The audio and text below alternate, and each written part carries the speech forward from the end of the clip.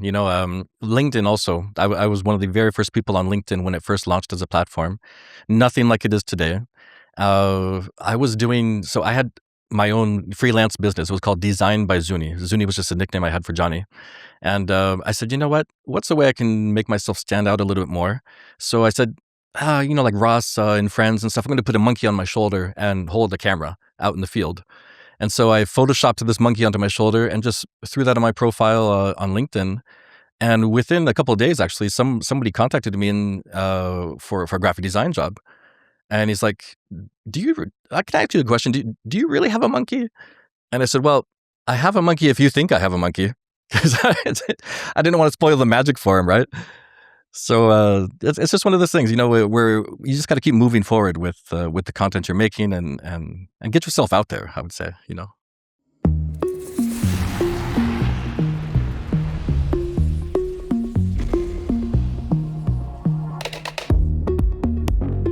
All right, welcome everybody back to the Full Battery Media Podcast. I've got an awesome guest with me today that actually is someone I've known for a long time. Can you introduce yourself and tell people who you are and what you do? Hey, what's up, everybody? My name is Johnny Ainsworth, and I'm a content person. I'm a communications person. Been working in communications for 23 years on the corporate side of things for international organizations mostly, but also dabbling with content creation on the side and just loving creating content. I'm a creative person by heart, so that's who I am. Launched an agency called Atomic Mango in 2020, height of COVID.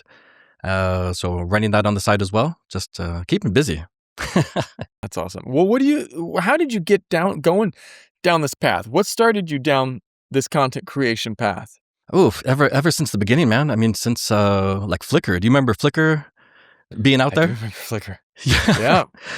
I've always been a photographer at heart. So I would say that I started through photography. My dad gave me my first Minolta Zoom camera when I was 12 years old and just had a love for photography. When I was in college, learned how to develop actual print in the darkroom. And then, of course, the with digital cameras and iPhones and stuff just evolved as time would go by. But I would say photography is the first thing that got me started, even on Instagram when it was first for photographers and not influencers. Right. I was originally there for... I love that time, man. It was the best time, right?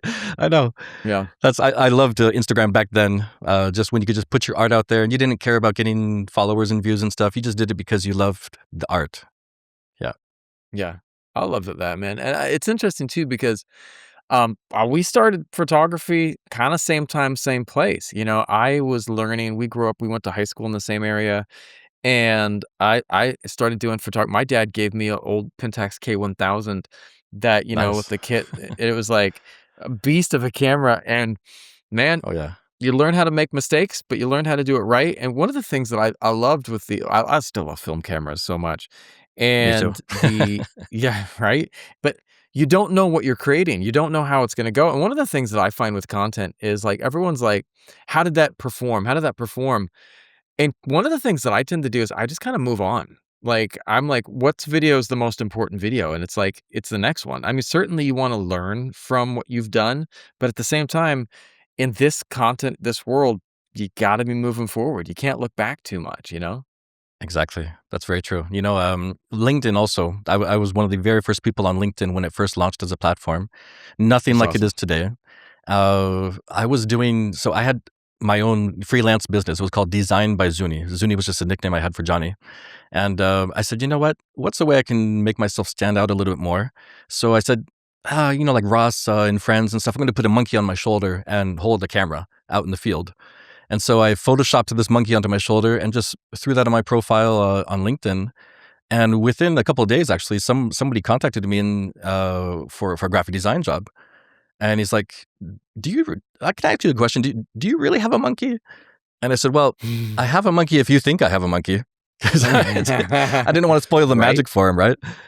So it's just one of those things, where you just got to keep moving forward with the content you're making and get yourself out there, I would say, It's about capturing attention. And I mean, and there's a right way and a wrong way to do it. In that the right way, I think, is, again, I'm sorry for having the cliche keyword, but like being authentic. The authenticity to do it the way that matches with you. And I think that's the right way and the wrong way. And it's interesting though, because today I saw a LinkedIn influencer that was also a fitness influencer that got naked on camera and blurred themselves. And it was like in the first 10 seconds, first 5 Wow. seconds. And I was just like, oh, there's your hook. And I was just like, wow. Like it was completely blurred. And it just got me thinking. I was like, thinking about some content now. And I was just like, and I, when the video comes out that I'm going to do, which will be hilarious, I'll share it with you. So this is like Blink 182, like running down the naked, but it's all blurred out, right? Like, Oh yeah. Oh yeah. yeah, And yeah, yeah. it was like kind of the fun was I was just sitting there thinking about there's no wrong way to do something. Like at the end of the day, you're just trying to find a way to inspire someone to pay attention. And, it's like, certainly, I'm not a huge fan. I never was a big fan of like the Jackass TV shows because I felt like they were so shock value and there wasn't like, I never felt like they delivered on the shock. But Yeah, we're yeah, in this hook time period now where people get this hook and then you deliver. And then I think one of the things that's so important is to educate. Like you have to give people value. And like coming from an educational background, I see content generation as the ultimate in fast education, you know? hmm definitely. Well, just on an education point. So again, coming back to LinkedIn, people were saying, okay, you gotta fit your resume, your CV on one page. Otherwise, people, recruiters are Right. not gonna even look at your CV if it's on 2 or 3 pages. I said, that makes sense. And so I just saw somebody else post about Marissa Mayer, the CEO of Yahoo back then, and Mm. her CV was on one page. And so I just shared that post. It's not even my post. I didn't copy the image or anything, the original one. I just shared it, and I said, if the CEO of Yahoo can get her resume on one page, so can you. That's all I did. And that's been one of the highest performing posts I've ever had on LinkedIn. It was like 50,000 views. And even today, like 15 years later, I still get people who comment on that. Oh, that's so true. And I'm like, oh my goodness, this content's still alive. Like, what's going on with that? Like, it makes no sense. But I think you're totally right. Like education. I mean, I'm also big on education. I was an English teacher for 4 years in Geneva, Switzerland. I love to educate, and I think it's so Yep. important because that's what I'm consuming on in terms of content. I love to be entertained. I want to laugh, but I want to Yep. learn stuff. I want to learn. So if you can help people learn something really quick, especially with short attention spans these days, then you're good to go. I think that's one of the things that I was teaching at a school in Los Angeles. It was an English language school, and I was in graduate school, and I was moonlighting as an English teacher for kids from Korea and Thailand and all over around the world. Mhm.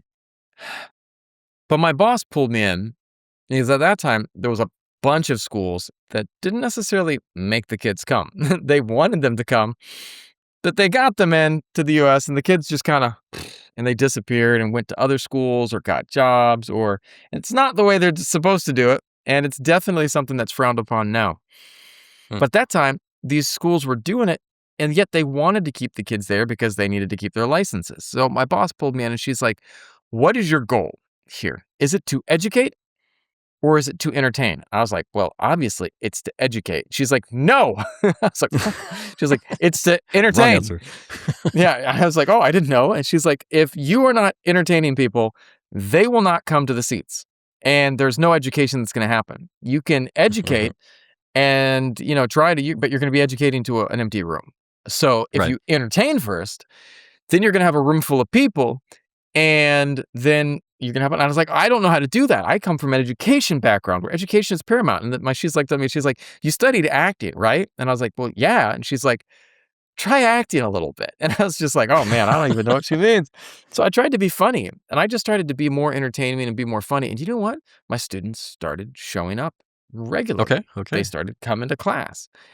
And it was one of the things that I wish someone had have taught me or had have told me when I was getting ready to be a teacher. Hey, you got to entertain. But like, this is one of the things that if someone is a new content creator, I try to tell them entertainment is really important. You want to get your message out there. Well, you got to be entertaining people and hooking them in first, but you can't Yeah. only have a hook and then not deliver value. So Right. it's something that I think is a dichotomy. But I want to ask you a similar question. I'll let you have a chance to comment on that too. But if Sure. someone Sure. has 0 followers today, What's the Mhm. first thing you think they should make and post, and what should they do? What advice would you give a new creator? So getting started the very first time, you've never made a piece of content in your life, right? That's Nothing. the Yeah. nothing. Okay. Just do something. Just get out there, make a video. It's not going to be perfect. It's probably going to be absolutely horrible, but it's going to be out there in Right. the world. You can start getting feedback from it. Maybe introduce yourself, talk about what it is you want to create content around. Uh, just on the thing about being entertaining. Not everybody has it in their DNA to be an entertainer. I mean, if you look at Yeah. the teacher from Ferris Bueller, Bueller, Right. Bueller. It's like there's some real people out there who are like that.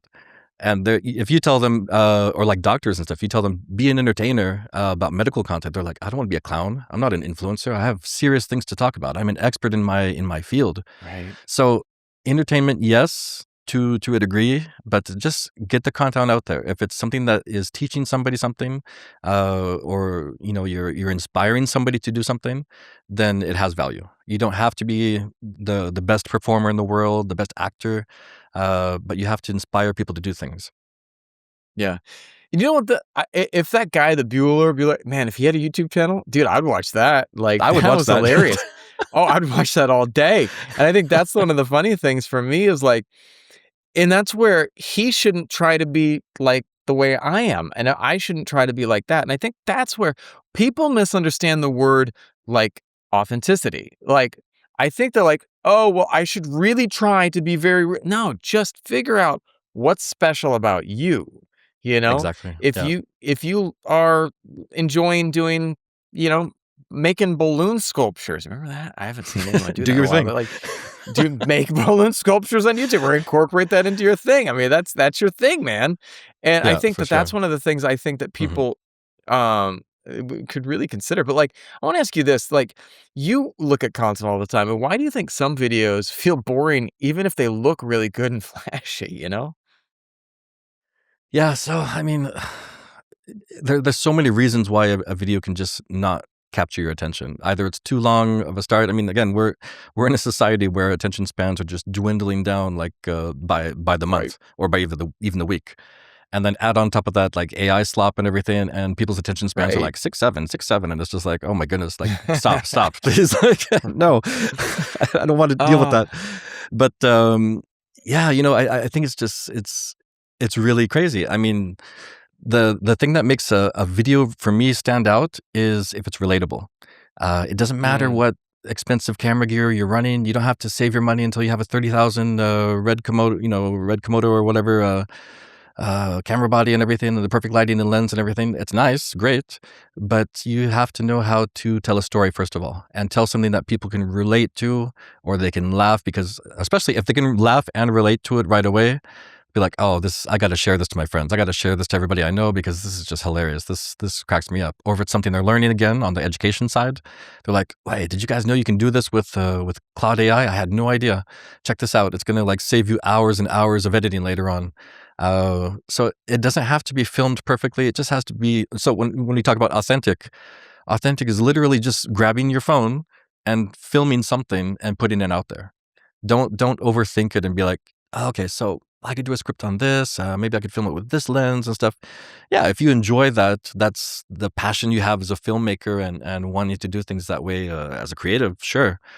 But that's not what's gonna sell the video. That's not what's gonna get the likes and everything. It's really something that has to bring emotion to the viewer, and they're like, oh wow, oh I totally get that. Keith Lee, for example, the famous, I mean, famous now, food influencer on TikTok.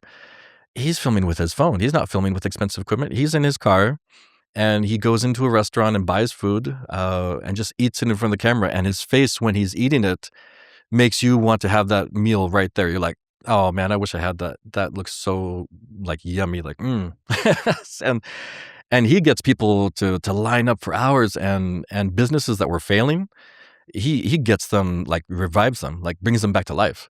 And that to me is crazy that we're living in that type of era now with content where somebody's just filming something with their phone, and because it's so relatable, he's bringing a business back to life that was going to go bankrupt like tomorrow. It's mind blowing to me. So yeah, I think for me that's the best thing is just make something that people can relate to and brings emotion. I love that. I think one of the things that people forget is, like, the relatability factor. Like, I think that that's where, we we have been very disconnected by the mainstream media, and I think that social has this beautiful power to connect people if you do it right. And I think that's where, like, one of the ways that I know, like, is social media is actually, or your content is actually working and not, is that you get that people engaging with it in a way of like, "Dude, I feel you on that," or "I love this," or, when I post something for a winery, some I have my Barrels and Roots podcast that I talk about wine because we grew up Yeah, in Napa, Napa Valley. and so I talk about yeah, right? Talk about wine, and people, like, when people get, like, 20 comments on it, like, "Dude, I love that wine," or "I love that place," or "I've been there," you're suddenly realizing that you're connecting in a way that's really organic. But I wanna ask you this, like, how do you know if your content is actually working and not just getting views? Well, it depends, I guess, on the goal you're trying to achieve, right? I mean, if Right? you are in the whole marketing aspect, and you're like, okay, I built my marketing funnel, my landing page, and all this stuff, and top of funnel, I'm trying to bring all these people in. If that makes any sense to people who are not marketers out there, um, that's if you're judging how many people are going to your landing page and clicking on your thing and buying your program or your product or whatever it is, or coming into your bricks and mortar store and buying your product, then you know it's working. I can tell you that the majority of especially here in Europe, I don't know about how it is for you in Vietnam, but here in Europe, it's a struggle. It's a struggle because there's just so Yeah. much noise out there. It's so much. There's a There's too lot of much, and this is noise. before AI. Again, no dissing AI. I love AI, but there's just a lot of. It's like multiplying by 10 the amount of content that's out there now. So it's just becoming a noisier and noisier world. So I think for that to know if your thing is working is if people are actually engaging and commenting on your content, on your stuff. If they're saying, "Oh, I love that," that's one of my personal things that I kind of love doing because for me, social media is not just consuming, or putting my own content out there. I love to interact with people I've never talked to before. So they Mhm. have this thing on TikTok where you can be the first to comment, and it has this cool little animation that says you're the first comment. And I don't know, I get this little dopamine hit of being able to comment on people's content, not just say, "Oh, it looks cool," but something like, "Oh, wow, that's awesome." Like I just commented on this guy's. He has this huge video set up, and it probably cost him like a couple of, like $20,000 or something. And I wrote the comment. I said, "So does that mean you no longer have to ninja walk because it's so stabilized and everything?" And he responded within 1 minute, and I was like, "Wow, okay, this is the social part of it." So if you're making content and people are actually interacting with it and they like what you're doing, it doesn't matter about the number of followers. It just matters that you're reaching the people that you want to reach and have that conversation with them online. I love that. I think that, like, that's it, and I do like what you said about knowing whether, um what is your goal, first of all? Is your goal to, move people down your sales funnel and move them to become clients? Is your goal to just increase visibility? Is your goal to, uh, just entertain, And I think that at the end of the day, you have to figure out, are people actually liking what you do? Are people embracing what you do? Are people responding to what you do? Because some people, they make stuff and then nothing comes of it because you're just spinning your wheels in a way, and I think that, like, one of the things that I try to do is it doesn't have to be perfect. It doesn't have to, not every single video needs to get, but I pay more attention to what people engage with than what people get high views, because if I get high views but, like, no one's commenting or no one's engaging with anything else, or there's no discussion, then I don't know if I'm necessarily winning, you know what I mean? Or people might think, "Oh, it's vanity metrics. You just bought those influencers and likes and everything, the followers. It's not real people behind it." So Mhm. yeah, I think there's definitely truth to what you're saying. I mean, it's not about the numbers. It's really about the interactions, the social dynamic of everything. Let me show you a quick example because this is really something I saw like literally 5 minutes before we started. Uh, it's crazy when you think of this type of content. Uh,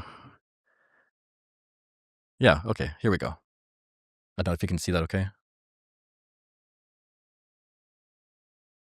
Can you see that? Yeah, yeah, yeah. It's crazy. I was running away. It's just so relatable. It's nothing big. It's just filmed from inside of a car. It's somebody who's gonna turn 30 years old, so it's And they relatable run in away from terms it, of, "Oh, no, I'm running away from from getting old. I'm gonna right? run away like a horror Right. movie." And you just see this birthday cake with the candles, 30, like, chasing you, and it's like, "Oof, I feel the pressure of society and what my parents said, and I should have been married by now, and I should have had, like, a successful career." And so when Right. you see that type of content, it just clicks, and you're like, "Oh, yeah. Good job. I wish I had filmed that. I wish I'd thought of that. That's funny." Uh, Right? you know?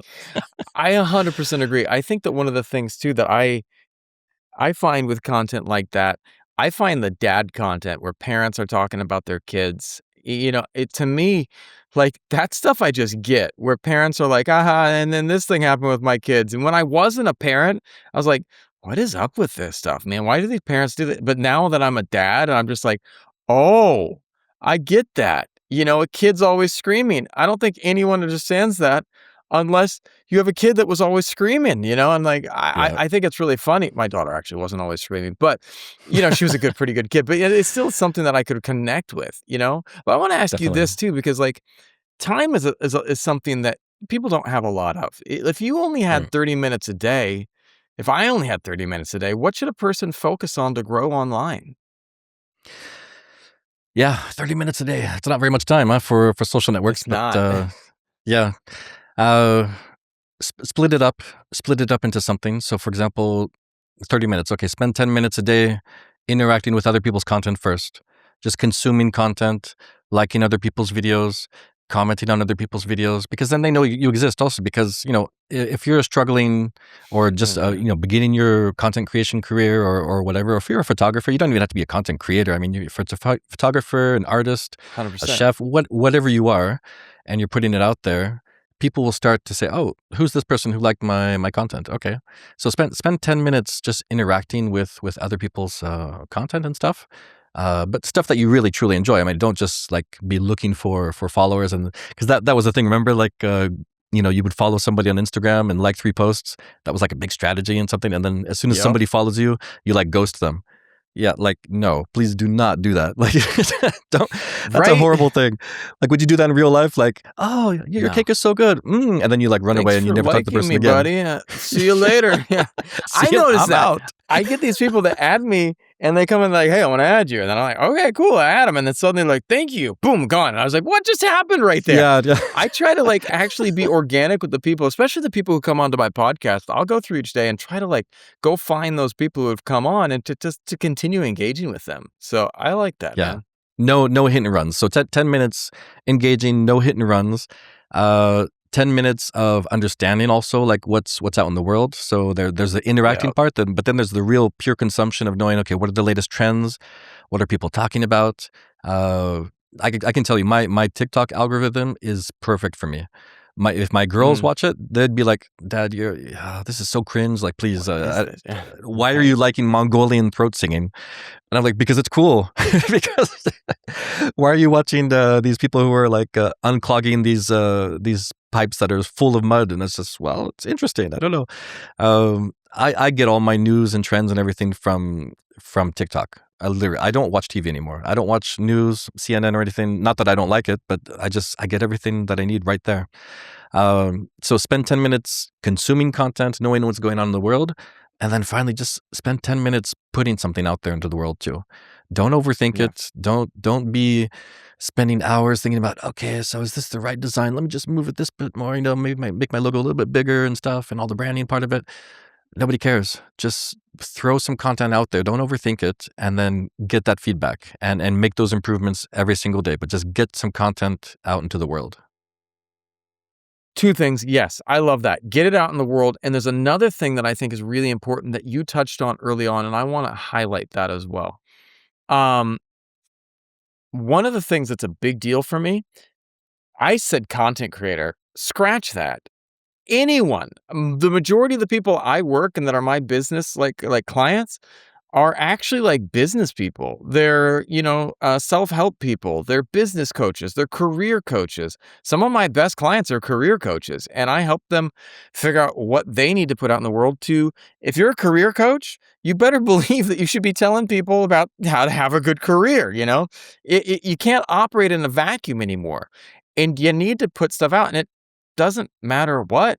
It's just, can you be visible in a way that provides value to your customers, you know? And I think that your possible customers, can you provide value? And it's like, that's the goal that I try to find with myself on these podcasts. I sit there and do questions that could be things people would search for, you know, and those are the types of questions I try to put together so that when people we come through and finish the episode, we at least have a certain number of questions that someone is going to sit there and go, yeah, that made sense to me.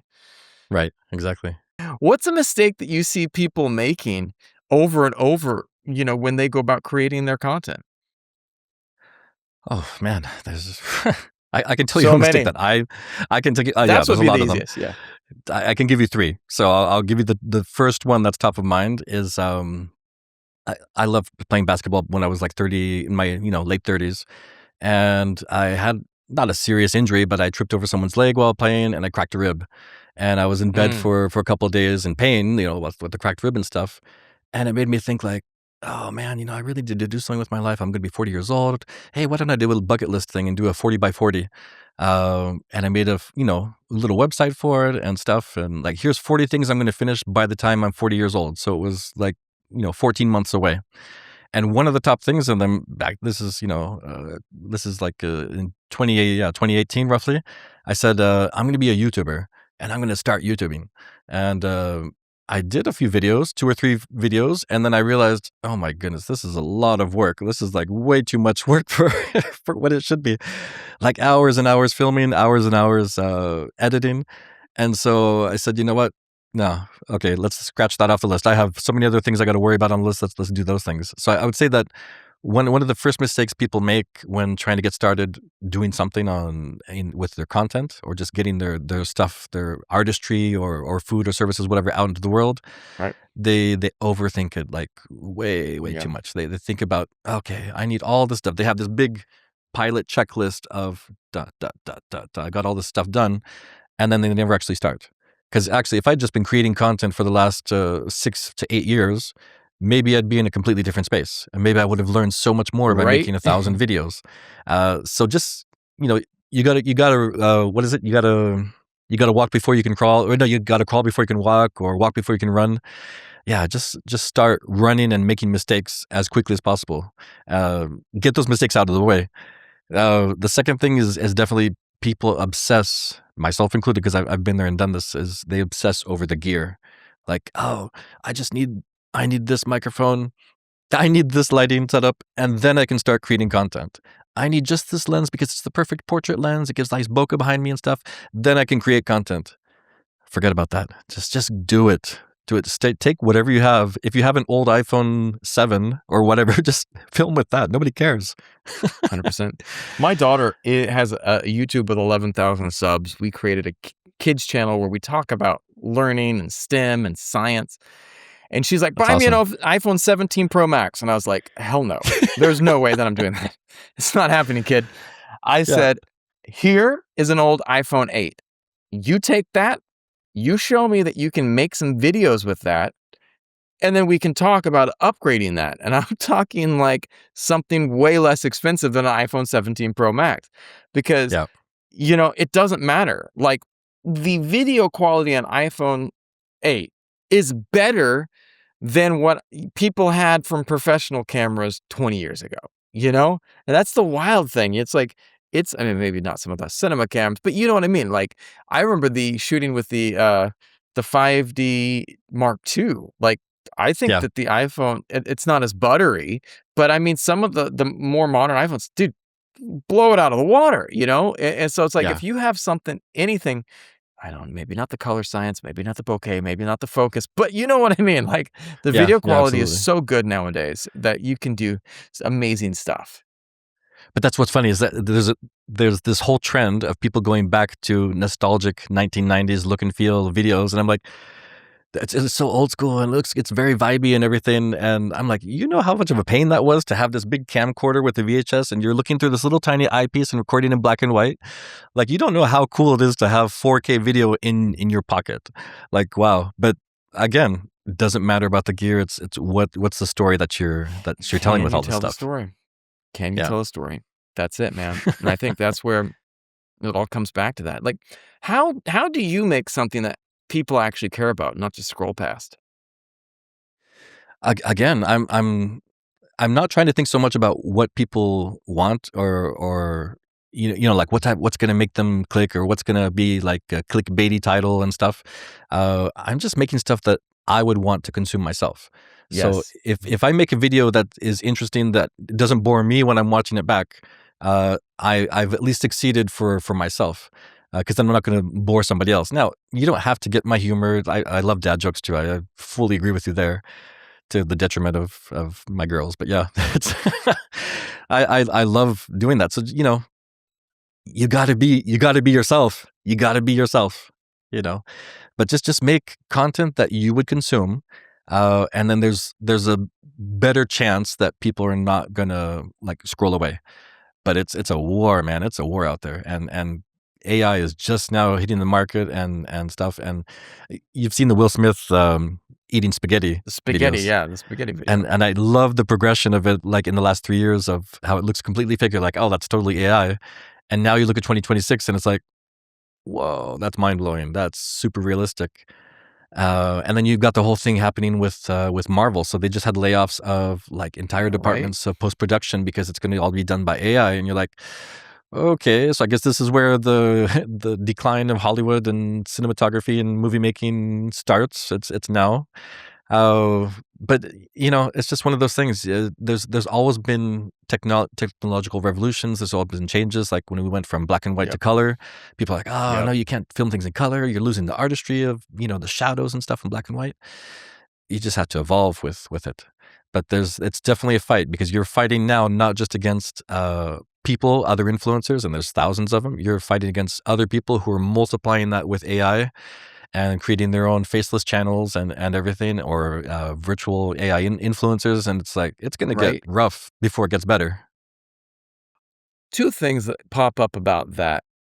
One of the things that my wife is a singer, and Mm. I don't know how this connects. Like, but one of the things with music, and they're getting AI in music as well. But one of the things that we're using it to augment our workflows, one. But second of all, one of the things that I'm seeing is that there's an emphasis in going back to live shows.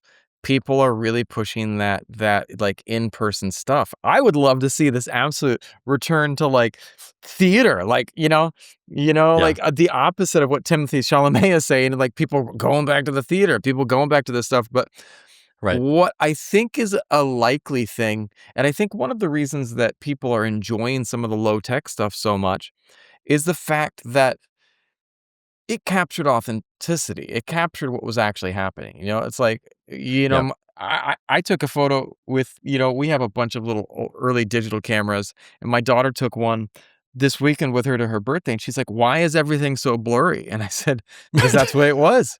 That's how it worked. You have a I know, flash, it right? goes off. We have like everything is digitally enhanced now, and it's got all of these wonderful things to make it super clear, but." That's how it captured the image. And she's like, "Oh." And I said, and that was, my favorite part in the movie The Hangover is like when they develop they get like they check to see what was on the camera. But I Yeah, think that like I want to tell people to not lose hope that real stories are still going to connect. That real creative artwork will still connect. I saw this guy do the other day doing this one thing, and certainly there is spam. There's a lot of spam out there. But what hmm, I've been noticing too is like you know, the artists have stepped up and are kind of pushing back, and I love that, and it's like one of the things too that I think that people can do to kind of combat that, not combat that, but to be more visible is yeah, just to recognize as well, it's a numbers game. You just have to be getting out there and don't like say, well, I try to tell people filter less, create more, and just absolutely. get it out there. Yeah, Don't aim to have one perfect song if you're a musician. Have 20 songs. Like, knock out the songs, man. And certainly, I'm not saying just spam people with low quality stuff. I'm just saying don't have that self doubt shutting you down that, oh, everyone else around me is perfect. You know what? AI does sound perfect. But there too was perfect. Too perfect. Like, what was it? The Rolling Stones, "Give Me Shelter," like that. There Yeah, was a great line in there, and where they kept, like, she's, she had this pitch, like squeal, Sting, in, one of his most famous songs with the Police, fell down, bumped the piano, and there's this weird chord that plays, and they kept it in the recording because it that's sounded awesome. different. And I think Exactly. those are the types of things that I'm telling people, stick with it. Be weird, be wild, and let it come into your brand. Have you heard of this new group, Angine de Poitrine? Have you seen No, them pop but up yet? they sound pretty cool. Man, I gotta show you. They're all polka dots. They've got these long wobbly noses, and they're playing guitars. And one of the lead guitarists, there's only two of them. He's switching the pedals with his like toes, like his painted feet, and That's right. they're playing like microtonal chords and stuff. It's so weird. That's I right. think they call it math rock or something. I'd never heard that term before, and I'm like, okay, I guess that's what we describe it, right? But it's so opposite to AI, which is why I love it. And it's this huge thing right now that it's just they're from Quebec, I think, and they're starting a tour around the world. Of course they Like, are. of course they are, because 6 months ago nobody had heard of them. Now they're blowing a big world tour That's awesome. because they're the opposite of polished AI. Looks perfect. It's completely, that this is human. Like, AI could not have dreamed of generating something like this. It's too human to be AI, and I love that. So yes, absolutely. There's Oh, this just a one comment about what you were rapper. saying about your daughter saying, Please do.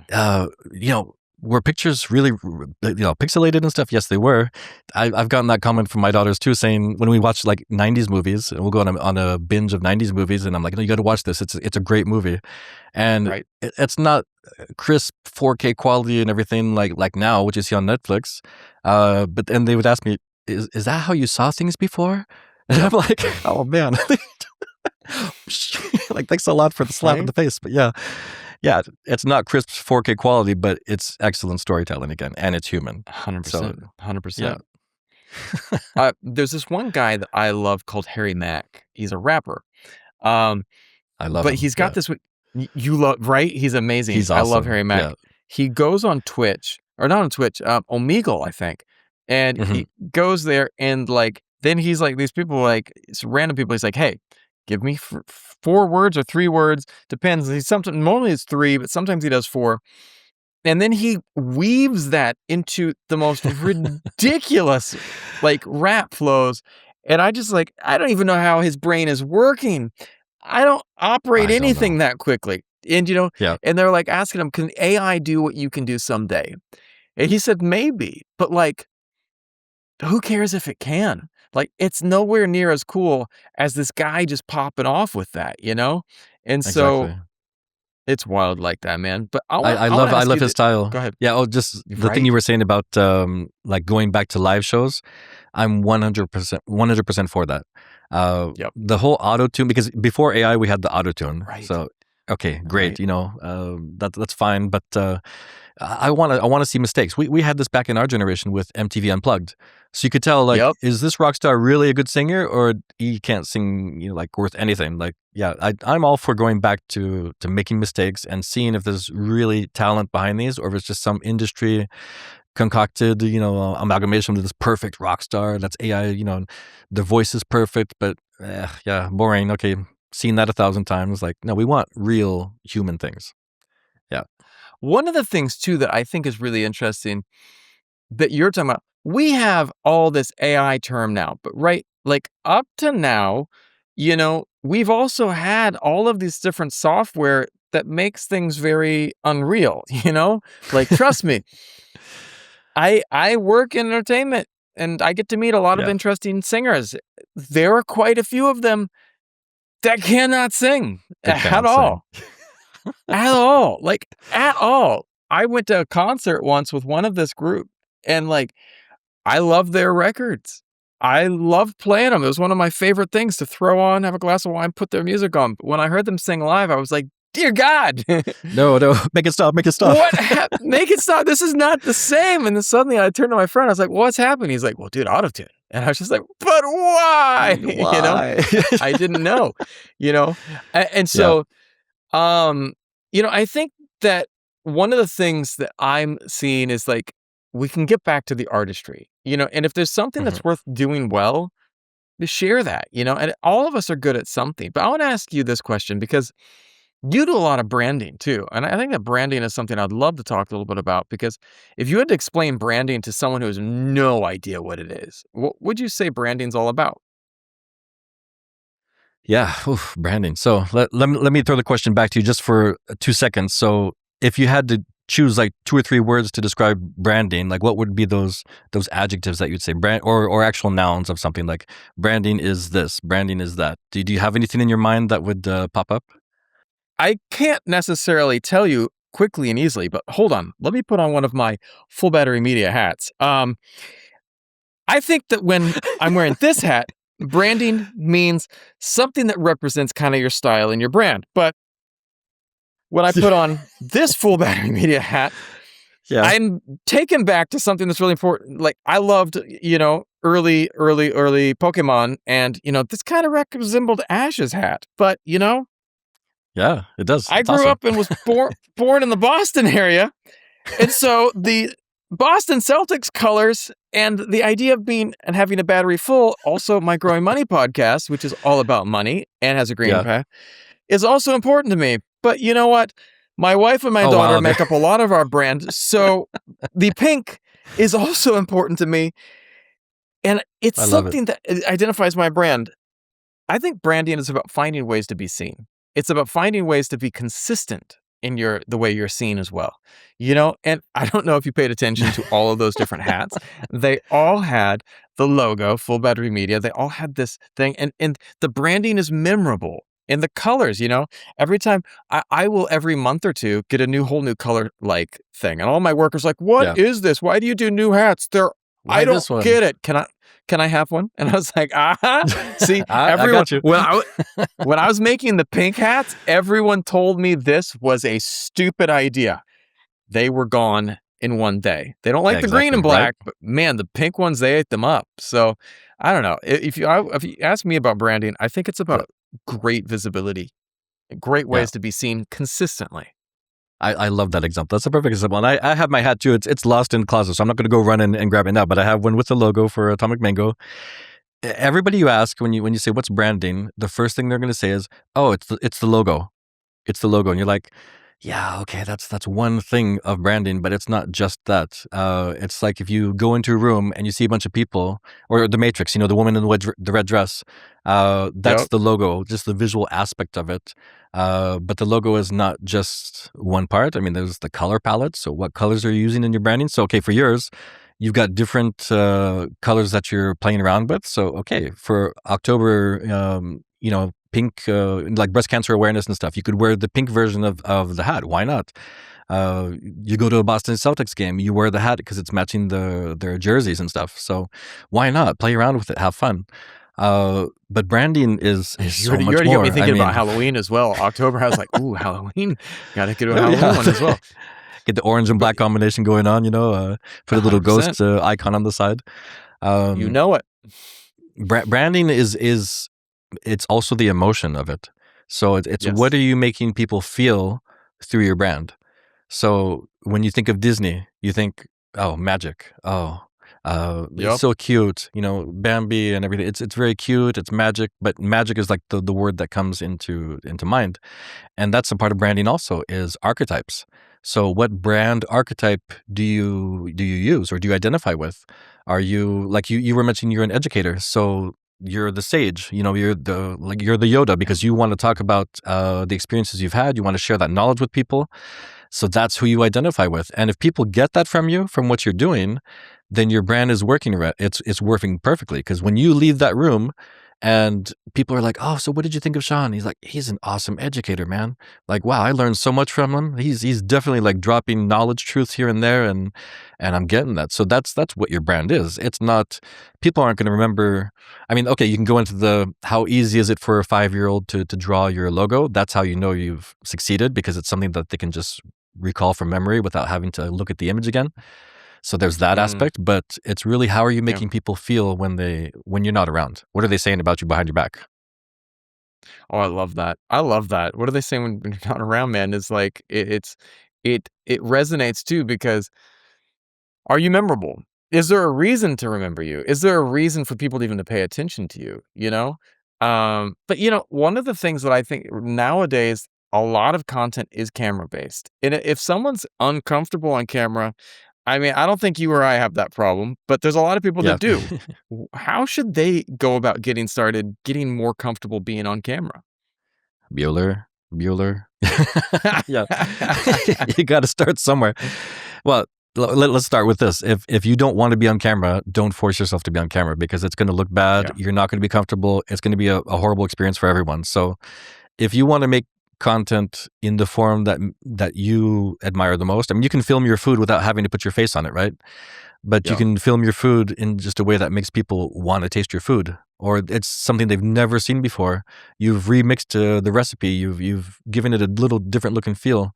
That's already the distinguishing part. Like, setting yourself apart from competitors who are all making the same chocolate cake, but you make yours a little bit differently. So Mhm. yeah, if you want to go the video route, because okay, you're totally right. I mean, everything's moving to video, and I love how a lot of these social networks, they didn't do video at all, like Instagram. And then all these other And platforms, ByteDance, TikTok, became the platform. And even before then, I loved Vine, man. Vine, the 6 second. Vine was What? awesome. Oh, I miss Vine. What a creative constraint to have to tell your story in 6 seconds. That's not an easy thing. And so, yeah, other platforms started copying the other ones. Now everybody's doing video. So LinkedIn wasn't video. Now it's video. Facebook wasn't doing reels and stuff. Everybody's doing reels. Everybody's doing vertical. Do I need to shoot in vertical and horizontal at the same time? Oh my goodness, what a nightmare. Don't worry about that stuff. If you're not comfortable speaking on camera, practice makes perfect. One thing that I told a client of mine, she was really shy. She was very camera shy, but she had a lot of knowledge. And she's like, I want to be on camera and I know I need to be, and I'm okay with that, but I don't feel comfortable. So what I did is I printed out like a human-sized piece of, like a face on a piece of paper, and I just cut a hole and then like in a way and put it on the camera lens as if she was talking to a real person. And I said, here, I love that. talk to this person. Don't talk to a camera lens, because when you see a camera lens, it's very mechanical. It's not human. There's no warmth to the machinery of it. So put a face to the person you're talking to. Imagine this person you're talking to, and that's linked to branding, is knowing your audience, who's your customer profile or whatever. So I mean, that's all of these things are linked. Just make it so that you're not talking to a machine. You're talking to an actual person, and if your messaging comes across that way, people are going to resonate with that. I love that. Where can people go to find out more about you and what you do? So very easy place, atomicmango.com. That's definitely the place. And our slogan is, of course, crushing bad design, because I see examples of bad design all over the world when I'm walking down the street and I'm like, oh, not again. Oh, please don't use that. Oh, why did James Cameron use papyrus for Avatar? No, like that's fine. I can't say anything about that because he's obviously got $1 billion industry from that. But we love crushing bad design. So atomicmango.com, you can go / whatever. Can't remember which slash it is. Archetypes, and you'll be able to download also this whole thing I was talking about for brand archetypes. You can find the information on that there.